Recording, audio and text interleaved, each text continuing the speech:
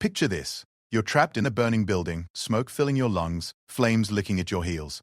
The exits are blocked, the windows too high, and rescue seems impossible. Then suddenly, you hear it.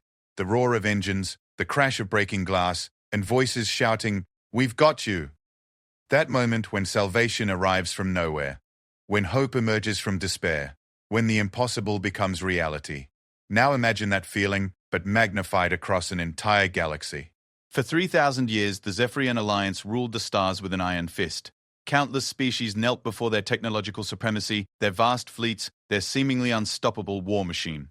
When they set their sights on a small blue planet in a forgotten corner of space, it should have been just another conquest, another species added to their empire. They had no idea they were about to discover what happens when you corner the most dangerous predator in the galaxy. A species that had crawled out of caves, survived ice ages, built cities, split atoms, and reached for the stars despite every obstacle the universe threw at them. This is the story of how help seemed impossible, until humanity crashed down like thunder. The crystalline spires of Nexar Prime stretched toward the purple sky like desperate fingers clawing at the heavens. Ambassador Cathara of the Melodian Confederation stood at the observation deck of the Galactic Council chambers, watching the massive Zephyrian dreadnoughts descend through the atmosphere like metallic storm clouds. Each ship was the size of a small moon, bristling with weapons that could crack planets in half. 3 more systems fell yesterday, whispered Minister Veltar, his blue skin pale with fear. The hegemony of 12 collapsed without firing a single shot. They simply surrendered when they saw the fleet approaching. Cathara's forearms trembled as she gripped the railing. For 3 millennia, the Zephyrian Alliance had been expanding across the galaxy, consuming civilizations like a cosmic wildfire. Their technology was beyond comprehension, their military might unmatched. Species that had mastered interstellar travel for thousands of years crumbled before them like children's toys. "The Council must act," she said, though her voice carried no conviction. What could they do? The combined fleets of every member species had been defeated in the Sigma Centaurian massacre just 6 months ago. 300,000 ships reduced to space debris in less than an hour. Behind them, the emergency session of the Galactic Council was already in chaos. Representatives from a dozen different species argued, pleaded, and shouted in languages that the universal translators struggled to interpret. The ancient Ethereum, beings of pure energy who had guided the galaxy for eons, flickered with distress. The warrior poets of Mandros beat their chest plates in futile displays of defiance. The hive-minded collective buzzed in harmonious despair. "Order! Order!" The voice of High Arbiter Zolmuth boomed through the chamber. The massive cephalopod-like being raised his tentacles, calling for silence. "We have received troubling intelligence from our scouts in the Outer Rim territories." A holographic display materialized in the center of the chamber, showing a small yellow star surrounded by several planets. The third planet from the star was highlighted in blue and green. System designation, Sol 3. The Zephyrians have identified this world as their next target. Our analysis indicates it harbors a sapient species that has achieved basic spaceflight capabilities. They call themselves humans. A collective gasp rippled through the chamber. Another species was about to face extinction. "What is their military capability?" asked General Thorak of the Mandrosian War Council, his scarred face grim. Zolmoth's tentacles writhed nervously. "Primitive by our standards. They have not yet developed faster-than-light travel. Their weapons are chemical-based projectiles and basic nuclear devices. They have a handful of small space stations and have barely established colonies on their nearest celestial neighbor." "Then they are doomed," stated Collective Note Prime, its mechanical voice devoid of emotion. "Another species will join the void. The Zephyrians will harvest their world and move on." Cathara felt her heart sink. Another world, another people, another culture that would be erased from existence. She had seen the recordings from conquered worlds. The Zephyrians didn't just defeat their enemies. They consumed them entirely. Every trace of the original civilization was systematically eliminated and replaced with Zephyrian colonies. "How long do they have?" she asked quietly. "The Zephyrian fleet is already en route," Zolmoth replied. 3 battle groups, approximately 200 ships. They will arrive at the Sol system in what the humans measure as 6 of their planetary rotations. 6 days. An entire species had 6 days left to exist. The chamber fell into stunned silence. What could anyone do? The Galactic Council's remaining forces were scattered across their own territories, desperately trying to defend against Zephyrian expansion. They couldn't spare a single ship to help a primitive species they had never even contacted. "We should at least warn them," Kethara said, her voice barely above a whisper. "Warn them of what?"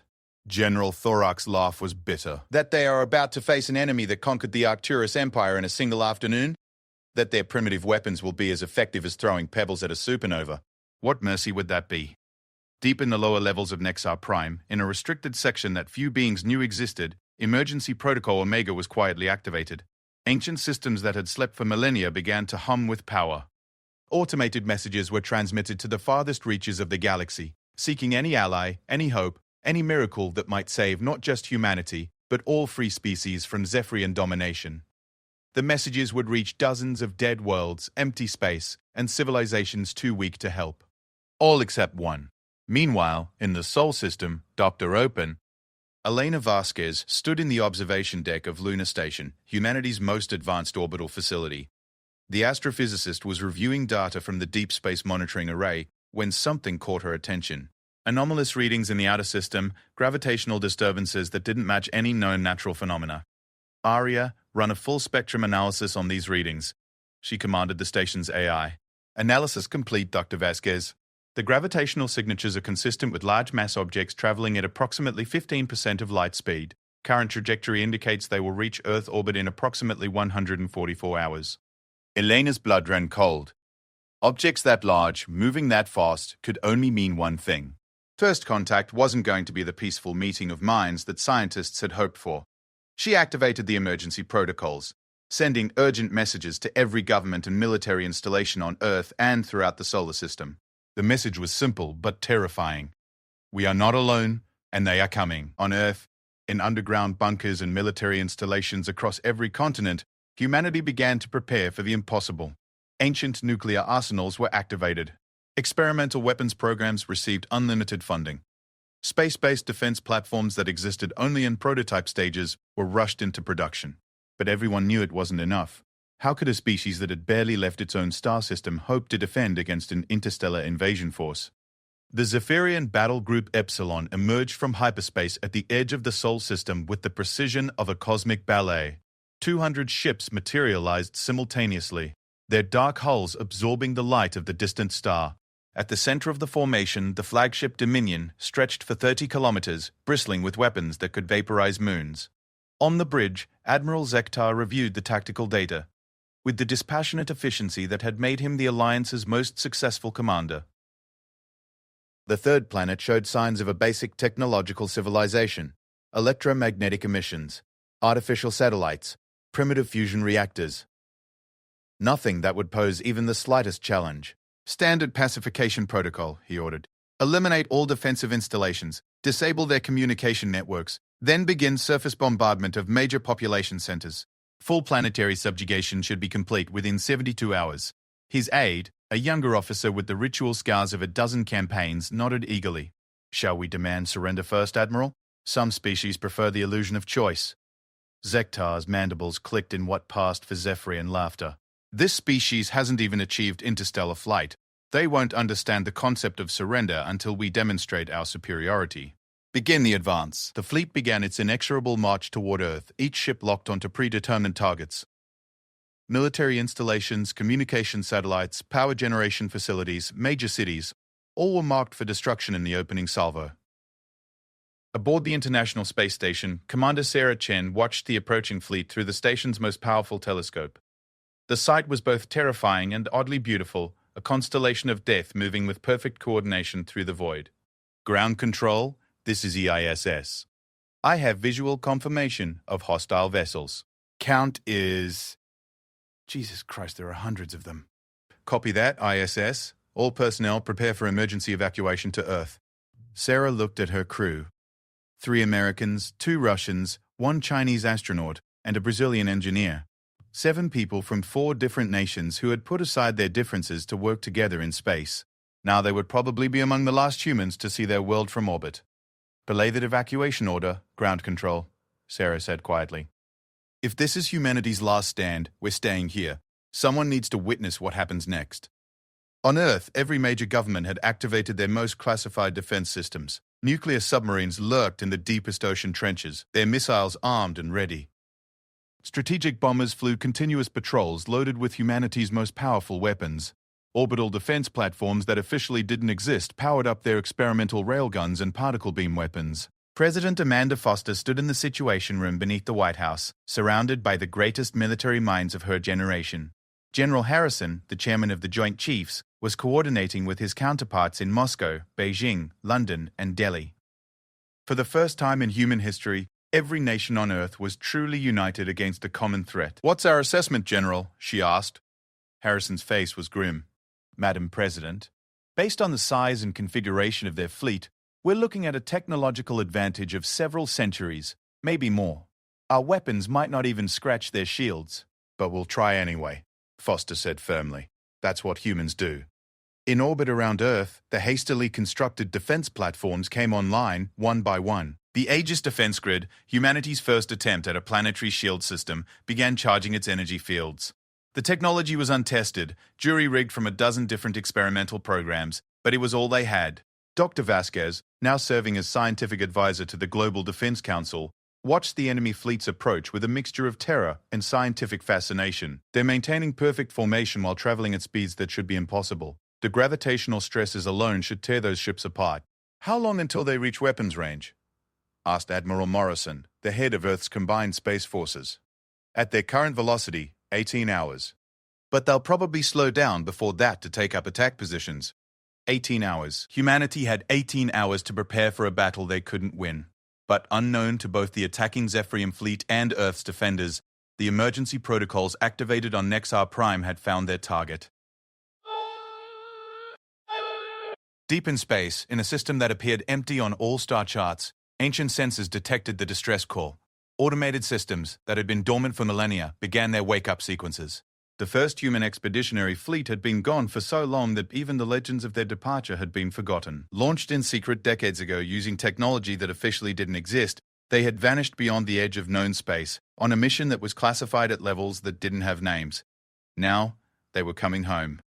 Admiral James McCready stood on the bridge of the UES Thunder's Edge, humanity's first true starship, and listened to the emergency broadcast from Earth with growing fury. His fleet of 12 vessels had been exploring the far reaches of the galaxy, making first contact with dozens of species, learning about threats that Earth couldn't even imagine. They had encountered the Zephyrians before.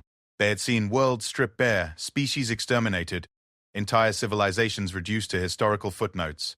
They had been working with the Galactic Council to find some way to stop the Alliance's expansion, but they were always too few, too late.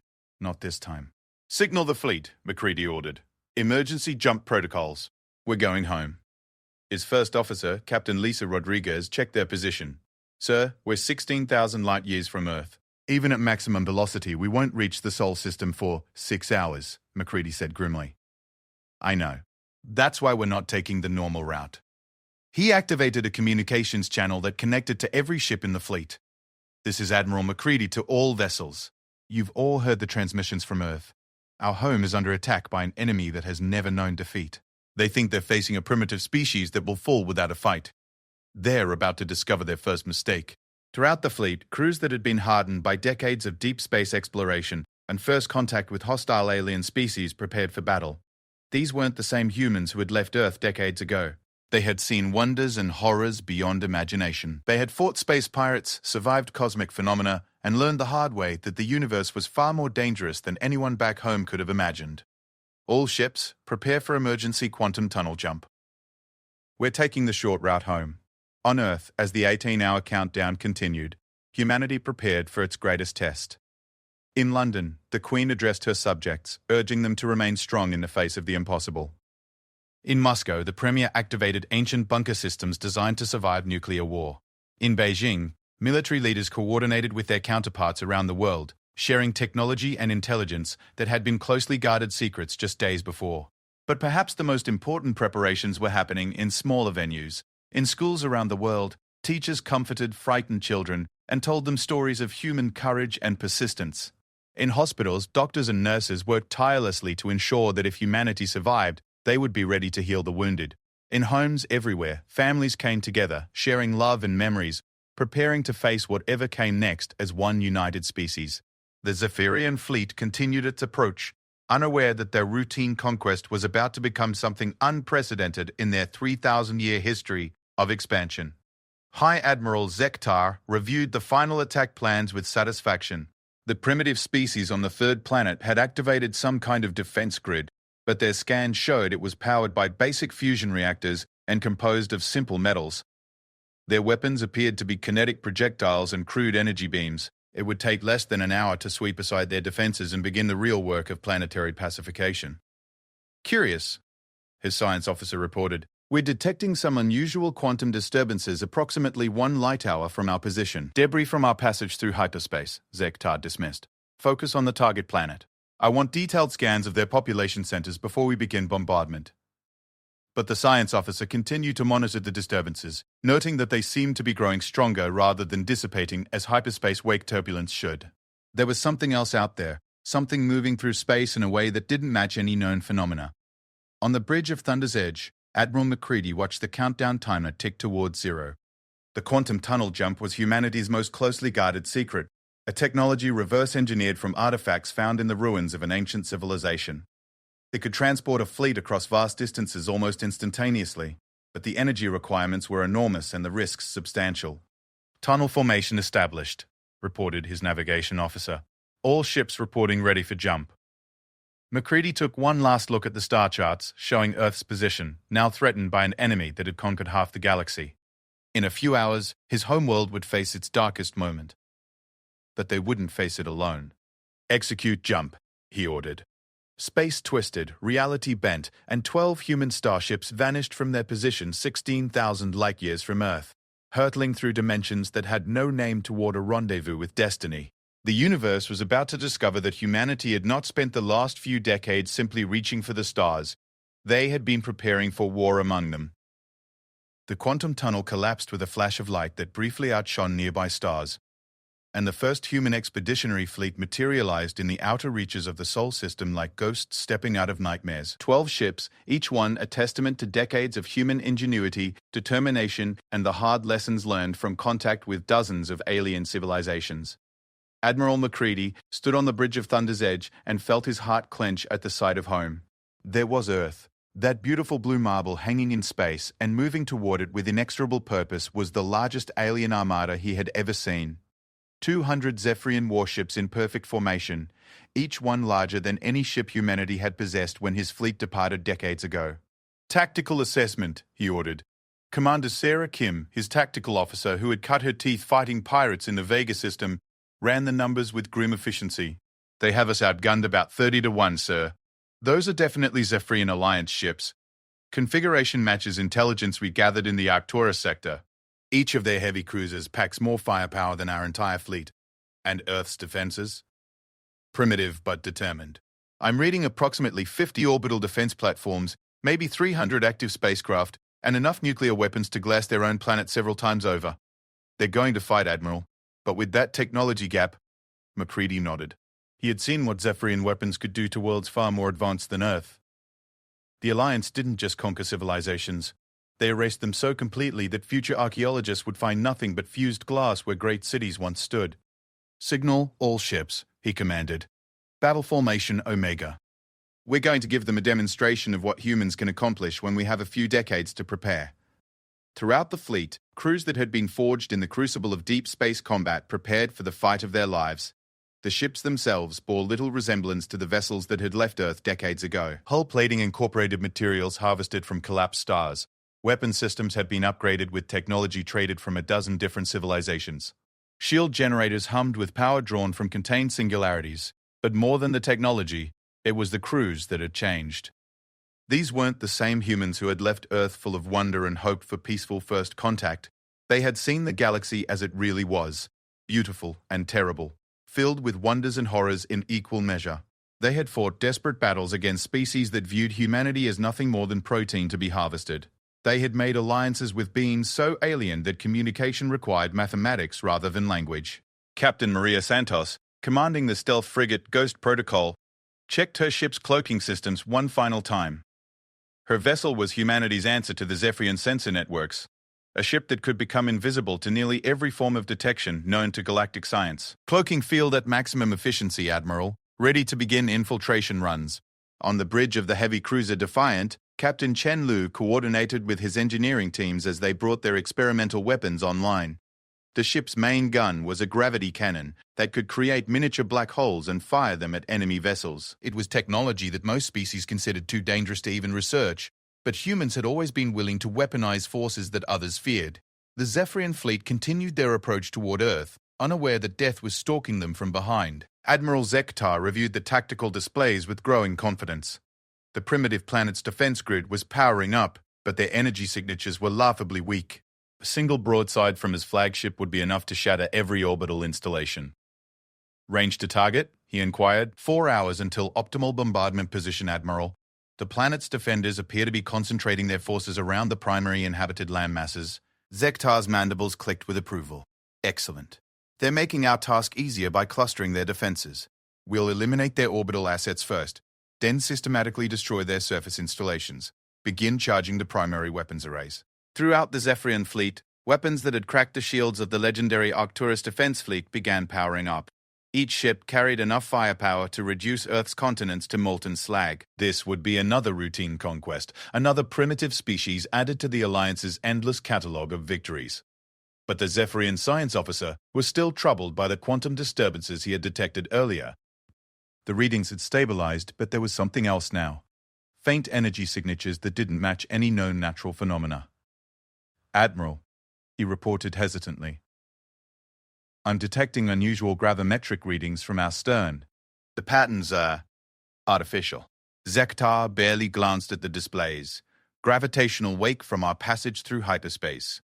Maintain focus on the primary target. The science officer wanted to protest, but discipline in the Zephyrian military was absolute. He returned to his duties, though he continued to monitor the strange readings with growing unease. On Earth, the last 18 hours had transformed the planet in ways that would have seemed impossible just days before. National boundaries meant nothing, as military units were deployed wherever they could be most effective. The International Space Station had been converted into a command center, its crew working around the clock to coordinate Earth's defenses. Emergency bunkers designed to survive nuclear war were filled with the world's most brilliant scientists, working desperately to find some weakness in the approaching fleet. Doctor? Elena Vasquez had barely slept since the first detection of the alien fleet. She stood in the primary command center, buried 300 feet beneath NORAD, surrounded by screens showing the approaching threat. The numbers were stark and unforgiving. Even if every weapon on Earth functioned perfectly, even if every shot found its target, they would be lucky to destroy a dozen enemy ships before being overwhelmed. "Ma'am," called Sergeant Rodriguez from the communications station. "We're receiving a priority transmission on emergency frequency 7. Eleanor frowned. That frequency was reserved for deep space monitoring stations, but all of those had been evacuated hours ago. "Put it through."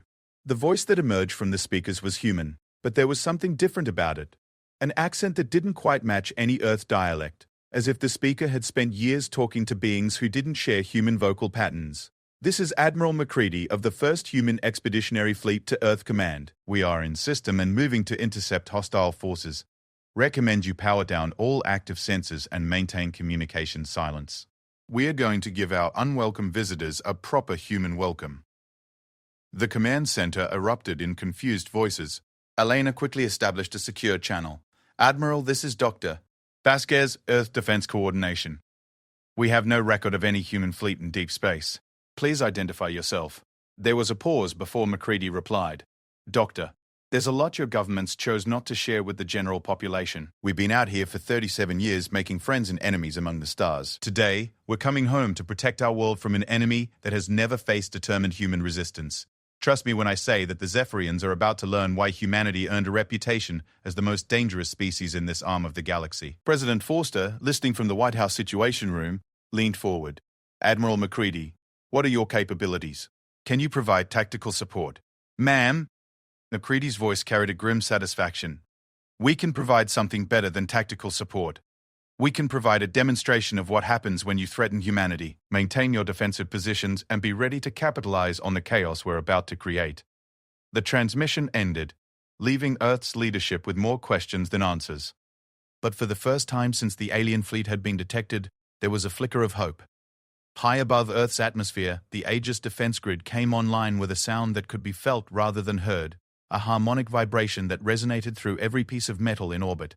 The experimental shields flickered into existence around the planet, creating a barrier of energy that sparkled with electromagnetic discharges.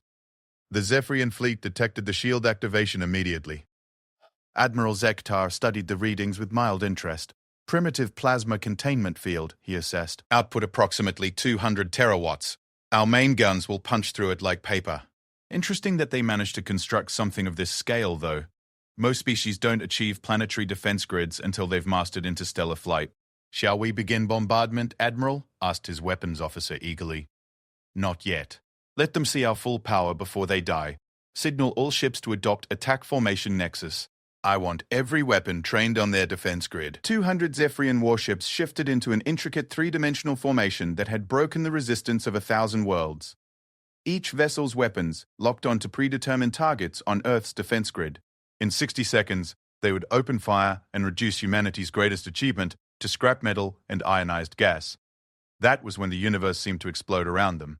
Thunder's Edge materialized out of quantum cloak less than 1,000 kilometers from the Zephyrian flagship, her massive guns already trained on target.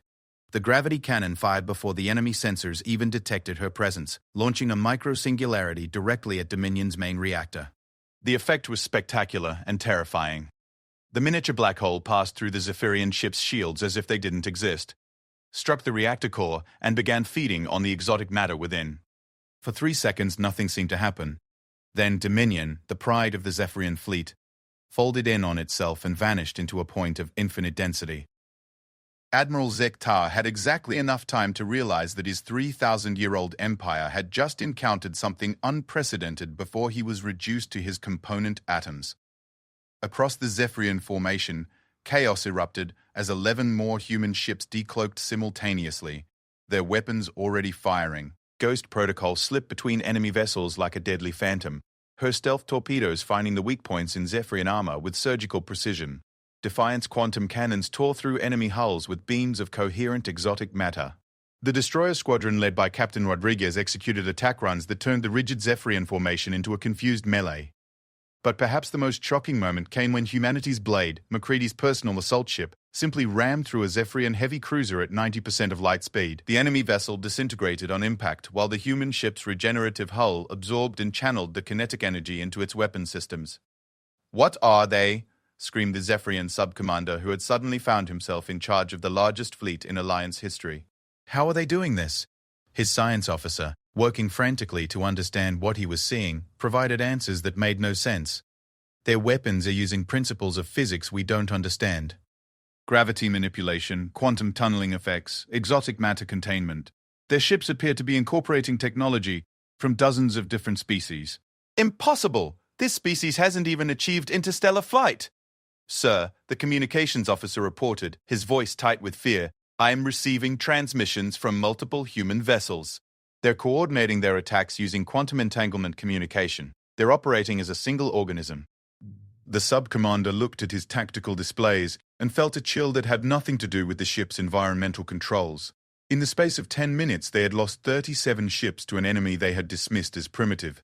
These humans weren't fighting like a species defending their homeworld. They were fighting like apex predators protecting their territory. On Earth, defense installations that had been preparing to fight a hopeless battle suddenly found themselves with front-row seats to the most one-sided space battle in recorded history. The massive alien fleet that had seemed invincible was being torn apart by vessels that moved like nothing human engineers had ever imagined. Jesus Christ, whispered Commander Chen from the International Space Station. Who are these people? Dr. Vasquez watched the battle unfold on her screens and felt her understanding of humanity's place in the universe shift fundamentally. The ships fighting above them weren't just human. They were human evolved, human adapted, human forged in the crucible of galactic warfare. Admiral MacReady's voice cut through the command frequencies again. Earth Command, this is Thunder's Edge. The immediate threat has been neutralized, but this is just the opening engagement. The Zephyrians have battle groups throughout this sector, and they'll send reinforcements once they realize what happened here. President Foster found her voice. Admiral, how many ships do you have? 12 vessels, ma'am. But each one represents 37 years of human ingenuity applied to problems you can't imagine. We've been preparing for this day since we left Earth's orbit. On the tactical displays, the Zephyrian fleet was in full retreat, their formation shattered, their confidence broken. Ships that had conquered star systems fled in panic from human vessels that shouldn't have been able to exist. But MacCready wasn't finished. All ships, pursuit protocol, were not letting a single one of these bastards escape to report back to the Alliance. It's time to send a message that will echo across the galaxy. The hunt began among the asteroids and moons of the outer system. Zephyrian ships that had never known defeat found themselves being stalked by predators that seemed to know their every weakness. Human ships phased in and out of normal space, striking from impossible angles and vanishing before return fire could be targeted. Captain Santos in Ghost Protocol was particularly effective, her cloaked ship moving through the enemy formation like death itself. Zephyrian vessels would simply explode without warning, their crews never even seeing the torpedoes that killed them. The massacre continued for hours, broadcast live to Earth by every telescope and sensor array on the planet. Humanity watched as their unknown protectors systematically eliminated an invasion force that should have been invincible. When the last Zephyrian ship was destroyed, Admiral MacCready opened a channel to every receiver on Earth and throughout the solar system. His voice carried the weight of decades spent among the stars, facing threats that Earth couldn't imagine. People of Earth, this is Admiral James MacCready of the 1st Human Expeditionary Fleet. Today you have seen the first engagement in what will likely be a long war. The Zephyrian Alliance has conquered half the galaxy, and they won't accept this defeat lying down. But I want you to know that you are not alone, and you are not defenseless.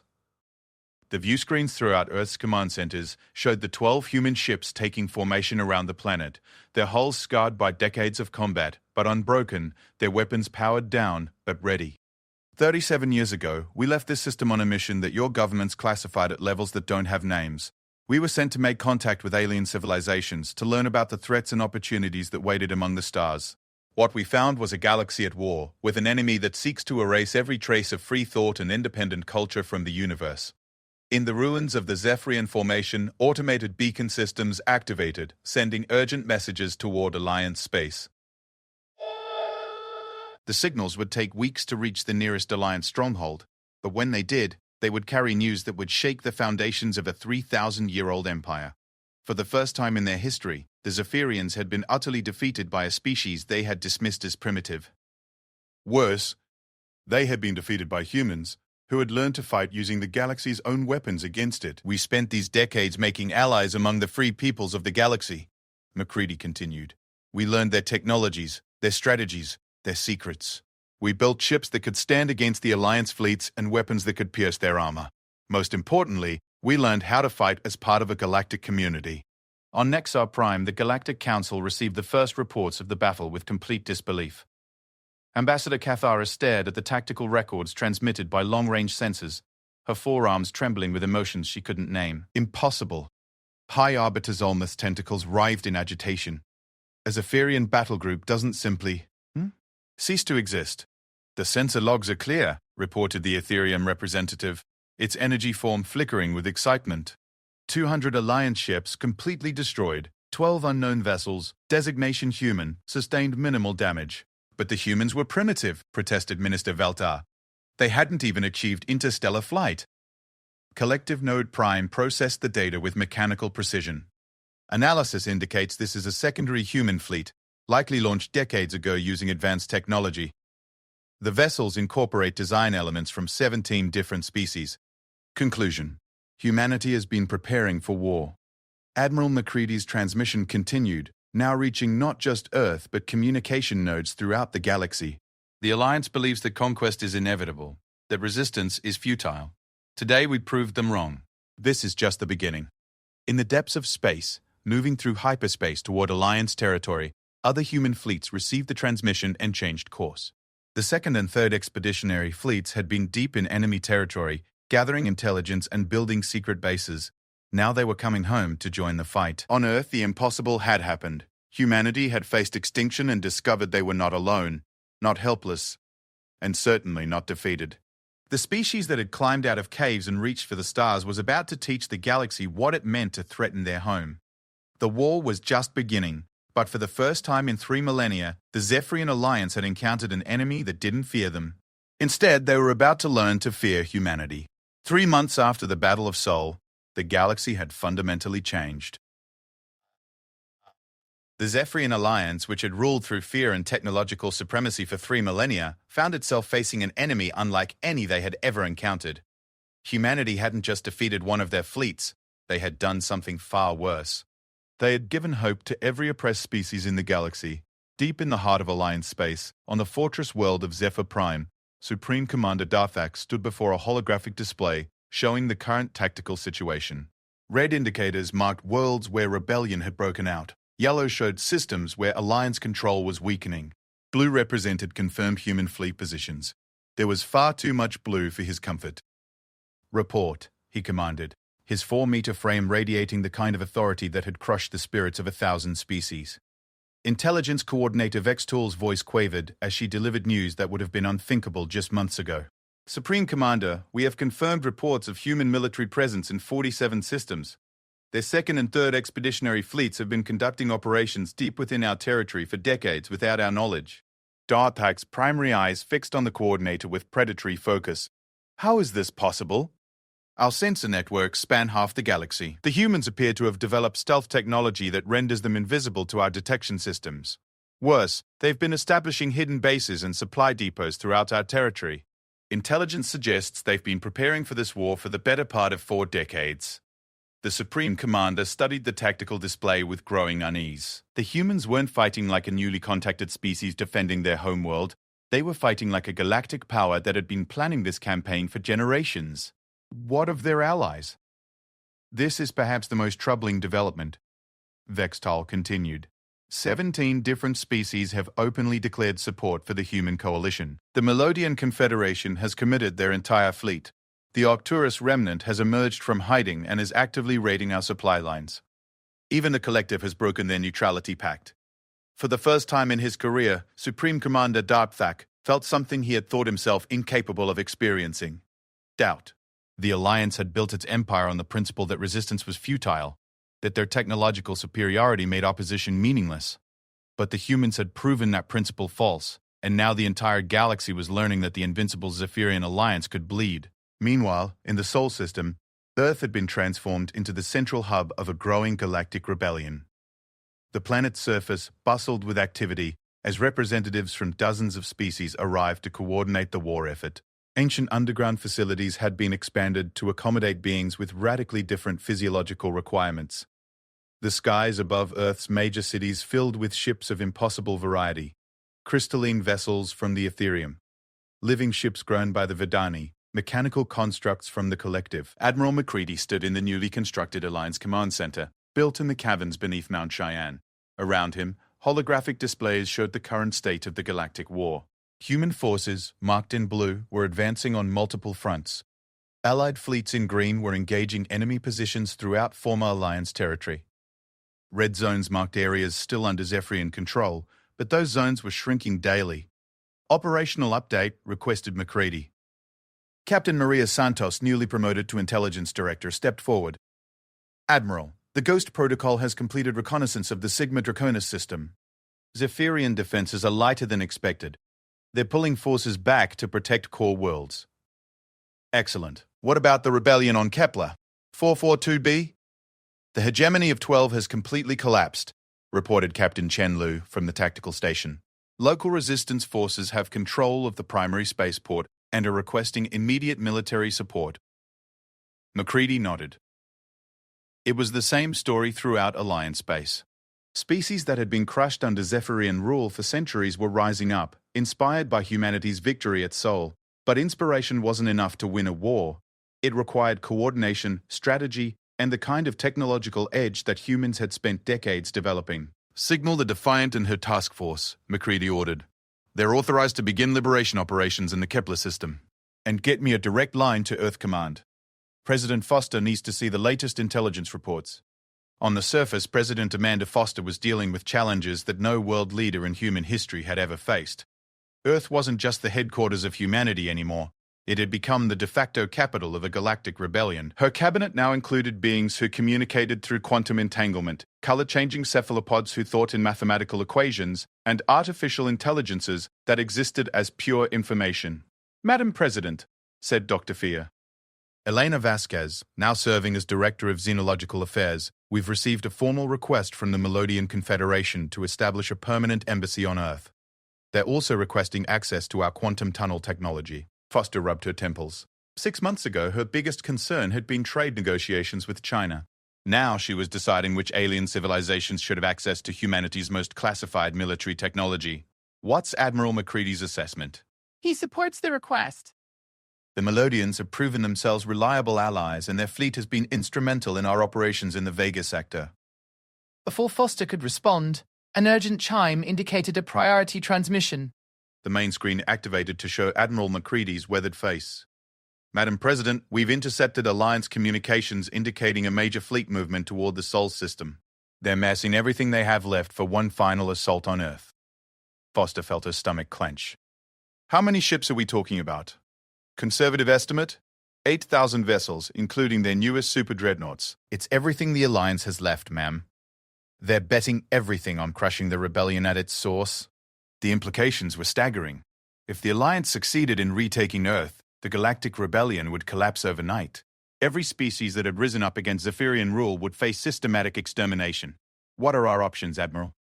McCready's expression was grim but determined. We have 4 human fleets in position, roughly 60 ships total. Our allies are sending everything they can spare, maybe 300 vessels if we're lucky. We're going to be outnumbered more than 20 to 1. Can we win? Ma'am, McCready said slowly. 6 months ago I would have said no. But we've learned something important about this war. It's not about the number of ships or the size of your guns, it's about what you're fighting for. The Alliance fights to maintain control, to preserve an empire built on the suffering of others. We're fighting for the right to exist free, to choose our own destiny among the stars. Foster nodded. She had seen what humanity could accomplish when their backs were against the wall. What do you need from Earth? Every ship that can fly, every weapon that can fire, every person who can fight. This is going to be the largest space battle in galactic history, and the outcome will determine whether freedom has a future among the stars. Throughout the Sol system, preparations for the final battle reached a frantic pace. The Aegis defense grid was upgraded with technology provided by human allies, Ethereum energy shields, Verdani self-repairing armor, collective quantum processors. Earth's orbital shipyards, working around the clock, launched humanity's newest vessels. Ships that incorporated 40 years of galactic warfare experience into designs that pushed the boundaries of known physics. But perhaps the most significant development was happening in the deepest levels of the Alliance Command Center. Dr. Elena Vasquez led a team of human and alien scientists working on humanity's most ambitious project yet, a weapon that could end the war in one decisive stroke. The calculations are confirmed, reported Dr. Yuki Tanaka, humanity's leading expert on quantum mechanics. The resonance cascade will work, but we need to get close enough to the Alliance fleet to deploy it. Elena studied the technical specifications one more time. The device was elegant in its simplicity and terrifying in its implications.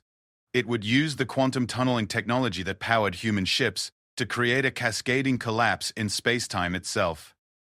Any ship caught in the effect would be transported to a randomly selected location in the universe, effectively removing them from the battle without destroying them. It's not lethal, she mused. They'll just find themselves scattered across the galaxy, probably in empty space. Better than they deserve, muttered Captain Rodriguez, who had lost friends in the Alliance's conquest campaigns. Admiral McCready entered the laboratory, his face showing the strain of coordinating a war across multiple star systems. Doctor, I need to know if your miracle weapon is ready for deployment. Our scouts report the Alliance fleet will arrive in 72 hours. Elena looked at the device, a crystalline matrix no larger than a briefcase containing enough exotic matter to power a small star. It's ready, Admiral. But deployment will require a ship to get within 50,000 kilometers of the enemy fleet's center mass. At those odds, it's a suicide mission. Not necessarily, McCready said quietly. I've been thinking about this for weeks. There's one ship in our fleet that can get close enough to deploy the device and survive. He activated a holographic display showing the sleek lines of Ghost Protocol. Captain Santos has agreed to volunteer. Her ship's stealth capabilities are better than anything the Alliance has ever encountered. Elena felt a chill of apprehension. Maria Santos had become more than a military asset over the past months. She had become a friend, one of the few people who understood the terrible burden of making decisions that affected the fate of entire species. There has to be another way, Doctor, McCready said gently. 40 years ago, 12 ships left Earth to explore the galaxy and prepare for threats we couldn't imagine. Today, we're the last line of defense for every free species in known space. If we fail here, if the Alliance retakes Earth, then every sacrifice, every battle, every life lost in this war will have been meaningless. As the final preparations continued, news of the approaching battle spread throughout the galaxy. On Nexar Prime, the Galactic Council prepared to evacuate their headquarters, knowing that if humanity fell, the Alliance's revenge would be swift and absolute. On distant worlds where rebellion had taken root, freedom fighters prepared for their last stands, knowing that their fate would be decided in the space around a small blue planet they had never seen. The Alliance fleet emerged from hyperspace at the edge of the Sol system like a metallic storm cloud. 8,000 ships in perfect formation, the largest military force ever assembled in galactic history. At their head, Supreme Commander Dartak's new flagship Vengeance bristled with weapons designed specifically to crack planetary shields, but as the Alliance fleet began its approach toward Earth, they found something waiting for them that changed the equation entirely. Humanity wasn't fighting alone. The space around Earth erupted with the arrival of Allied fleets from across the galaxy. The Melodian Confederation's crystal ships emerged first, their faceted hulls refracting starlight into beautiful rainbows. The Arcturus Remnant's massive dreadnoughts followed, their crews eager to face the enemy that had destroyed their homeworld. Verdani bioships unfurled their living hulls like flowers blooming in space. The collective's geometric vessels materialized in perfect mathematical formations, ship after ship, fleet after fleet, until space around Earth resembled a gathering of every free species in the galaxy. They came from hundreds of different worlds, representing dozens of unique evolutionary paths, but they were united by something more powerful than any Alliance technology: the shared determination to remain free. Admiral Macready stood on the bridge of Thunder's Edge and felt a pride that transcended species boundaries. Humanity had spent 40 years earning their place among the stars, proving that they belonged in the galactic community, not through conquest but through alliance, cooperation, and the kind of stubborn courage that refused to surrender even when defeat seemed certain. Fleet status report, he requested. 12 human fleets, 47 allied squadrons. Total vessel count. Captain Kim paused, checking her readings twice. Admiral, we have over 6,000 ships in formation around Earth. I've never seen anything like it. Macready opened a communication channel to every ship in the Allied fleet. Representatives from species that had never spoken to each other. Warriors from worlds separated by thousands of light years, all listening to the words of a human admiral, whose species had been reaching for the stars for less than a century. To all Allied forces, this is Admiral Macready. Today we fight not as separate species defending separate worlds, but as a united coalition of free peoples. The Alliance believes that resistance is futile, that diversity is weakness, that freedom is an illusion. Today we prove them wrong. Throughout the Allied fleet, beings that breathed oxygen, methane, and exotic gases prepared for battle. Ships powered by fusion reactors, quantum generators, and contained singularities charged their weapons. Warriors who communicated through sound, light, and quantum entanglement coordinated their attacks. 6 months ago, humanity was unknown to most of you, Macready continued. We were just another primitive species on a backwater world. But we had something the Alliance never understood. The knowledge that true strength comes not from conquering others, but from standing together when the universe tries to tear us apart. On the Alliance flagship, Supreme Commander Darthak stared at the tactical displays with something approaching shock. The gathering of ships around Earth represented every species his empire had failed to completely crush, every culture that had refused to surrender their identity to Alliance rule. How many ships are we facing? He asked his tactical coordinator. Conservative estimate, 6,000 vessels, sir. Multiple species. Coordination appears limited, but, sir, they're not running. They're forming battle lines. For 3,000 years, the Alliance had conquered through fear. Species surrendered when they saw the futility of resistance, when the prospect of annihilation outweighed the desire for freedom. But these ships weren't surrendering. They were preparing to fight, outnumbered and outgunned, for the simple right to exist on their own terms. Captain Santos, aboard Ghost Protocol, received her final mission briefing from Admiral Macready. The quantum cascade device sat in her ship's cargo bay, waiting to be deployed at the heart of the enemy formation. Maria, Macready said, using her first name for the first time in years. You know this is voluntary. No one will think less of you. Admiral, she interrupted. 40 years ago, humanity left Earth to explore the galaxy. We found wonders and horrors beyond imagination, made friends and enemies among species we couldn't have dreamed of. Today, our home is threatened by the greatest evil this galaxy has ever known. I'm not about to let our journey end here. The battle began when the Alliance fleet opened fire at maximum range, their energy weapons creating a light show visible from Earth's surface. The Allied response was immediate and chaotic, dozens of different weapons technologies firing simultaneously, creating a tapestry of destruction that defied description. Human ships phased in and out of normal space, their quantum drives allowing them to appear behind enemy lines without warning. Melodian crystal ships focused starlight into coherent beams that could cut through Alliance armor. Verdani bio-vessels released swarms of living torpedoes that pursued their targets with predatory intelligence. But the Alliance fleet was massive, disciplined, and equipped with weapons that had conquered half the galaxy. For every Alliance ship destroyed, 2 Allied vessels were reduced to debris.